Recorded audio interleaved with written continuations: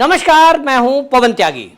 प्रशांत किशोर ने एक बार फिर से मोदी सरकार को लेकर घोषणा कर दी और इस बार ऐसी भविष्यवाणी कर गिरी कि साथ के साथ आंध्र प्रदेश में किसकी सरकार बनेगी उसको लेकर भी उन्होंने दावा किया। असल में दावा यह है कि जो वाईएसआरसीपी कांग्रेस है, दावा यह है कि जो वो 151 सीटों की बातें कर रहे हैं, प्रशांत किशोर ने बरखा दत्त के एक प्रोग्राम में यह कह दिया कि यदि 151 सीटें जगनमोहन रेड्डी की आती हैं तो वो अपने मुंह पर गोबर फेर लेंगे। यानी उनको एक कॉन्फिडेंट ये बात है कि जो उनके पास उनका निजी सर्वे है, उनको ये लग रहा है कि वाईएसआर कांग्रेस की हालत खराब होने वाली है और भारतीय जनता पार्टी वहां अचीव करने वाली है। वो सीटें 7 होंगी, वो सीटें 12 होंगी, उस पर चर्चा नहीं हुई, लेकिन उन्होंने ये बात पक्का तौर पर कर दी कि भारतीय जनता पार्टी आंध्र प्रदेश में बेहतर करने जा रही है और जो लूज सीटें करने जा रही है जहां जिन प्रदेशों में, उसकी भी रिकवरी साउथ के प्रदेशों से होगी। बरखा दत्त के उस प्रोग्राम में जब उनसे पूछा गया कि इस बार केंद्र की सरकार को लेकर आपका क्या कहना है, आपका क्या आकलन है, तो उन्होंने बिल्कुल खुलकर कहा कि मेरा दावा है कि मोदी जी फिर से एक बार देश के प्रधानमंत्री बनने जा रहे हैं। सीटों के बारे में उन्होंने ये कह दिया कि भाई 2019 में 330 सीटें थी, इस बार के चुनाव में ये तो पक्का है कि पिछली बार से भारतीय जनता पार्टी बेहतरीन प्रदर्शन करने जा रही है। अब इसका मतलब क्या है? जो प्रशांत किशोर की अगर बात माने तो वो ये नहीं कह रहे हैं कि 400 पार, वो ये कह रहे हैं कि 303 से बेहतर होगा। यानी वो 350 भी हो सकता है, वो 330 भी हो सकता है।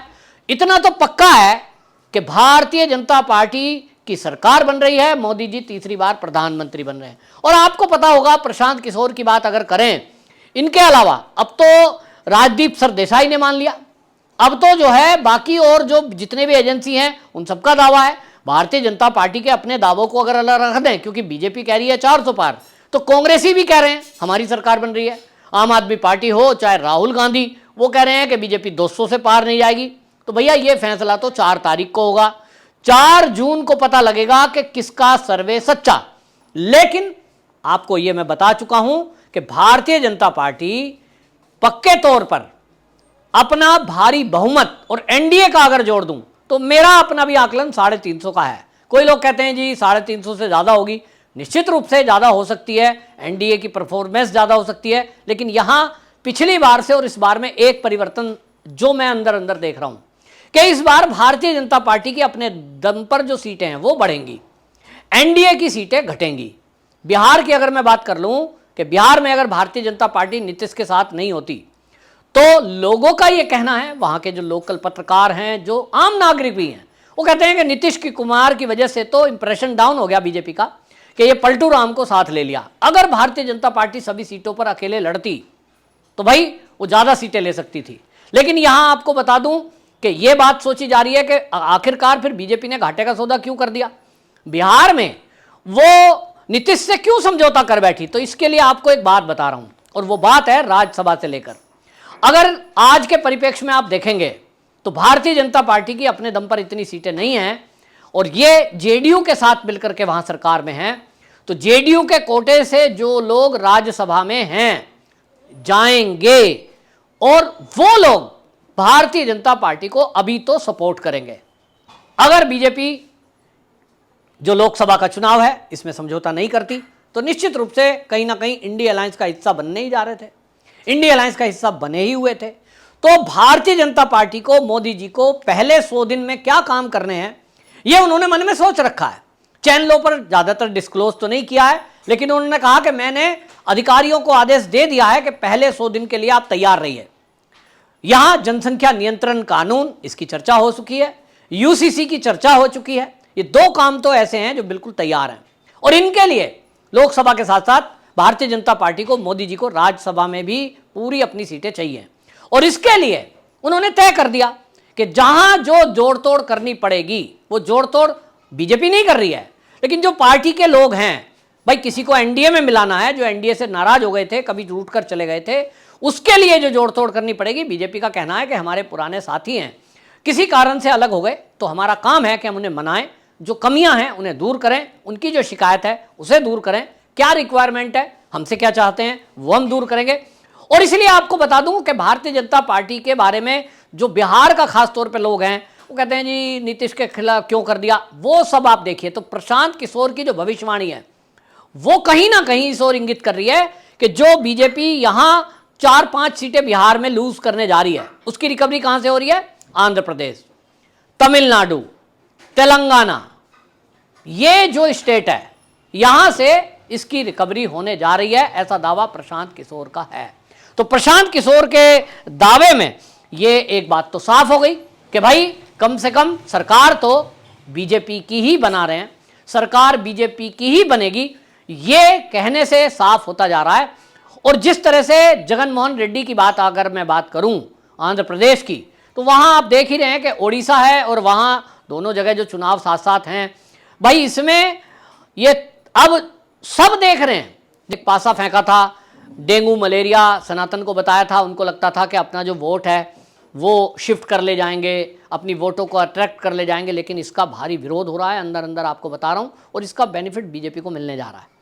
तो ये एक बदलाव है, ये एक लोगों में जागरूकता है कि आज जो सनातन का विरोध करने वाले लोग हैं, लोगों ने तय कर दिया कि उसको सबक सिखाएंगे और इसको सबक सिखाकर ही दम लेंगे, ये सब बिल्कुल तय है। और इसीलिए आंध्र प्रदेश में जगन मोहन रेड्डी की जो घोषणा है, पीके ने उसको चुनौती देते हुए जब इतनी बड़ी बात कह दी कि अगर वहां 151 आ जाए तो मेरे मुंह पे गोबर मार देना, ये मतलब एक कहावत जैसा हो गया गांव की कि भाई मैं, कोई कहता मैं अपना मुंह काला करा दूंगा।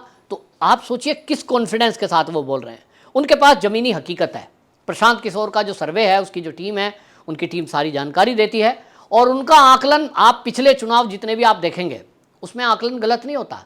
तो इसका मतलब बीजेपी बेहतर कर रही है। उन्होंने ये नहीं कहा जगन मोहन रेड्डी सरकार नहीं बना पाएंगे, वो कंडीशन नहीं दिखाई दे रही है। और इसीलिए ये जो दिखाई दे रहा है उनका जो दावा है, उस दावे में सब लोगों को ये समझ में आ गया कि एक तो बात ये कि तीसरी बार मोदी जी प्रधानमंत्री बनने जा रहे हैं।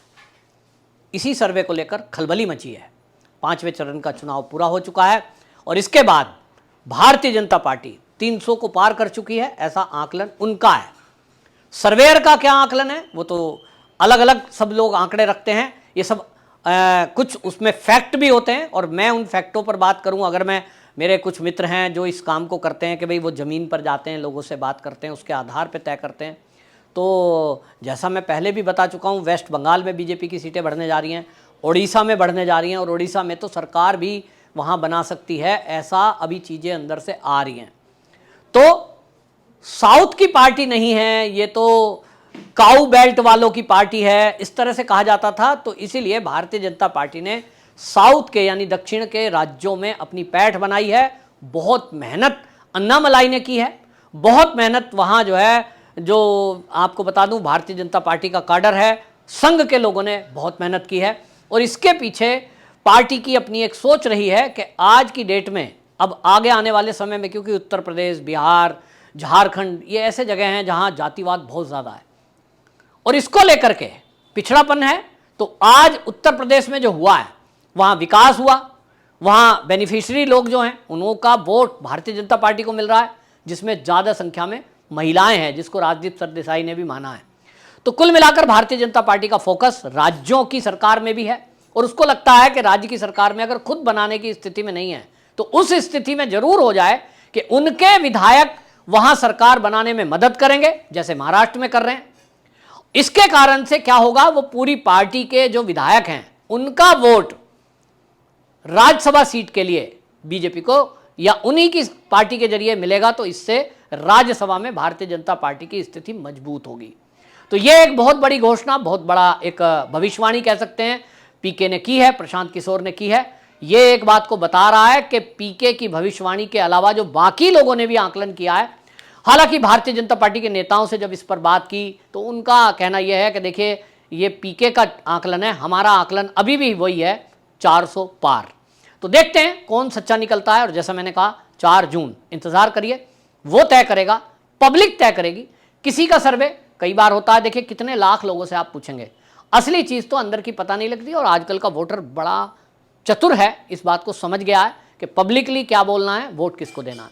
तो देखते रहिए और आपको इस बात के लिए आप इंतज़ार करिए 4 तारीख का कि पता चले कि जगन मोहन रेड्डी उनकी क्या स्थिति होने वाली है। सनातनी किस कदर वहाँ वोट करने वाले हैं, और जो उन्होंने सनातन को लेकर बातें की, जो उन्होंने हिंदुत्व को लेकर जो अपमानजनक बातें की, उसका क्या परिणाम निकलता है ये रिजल्ट के बाद ही पता लगेगा।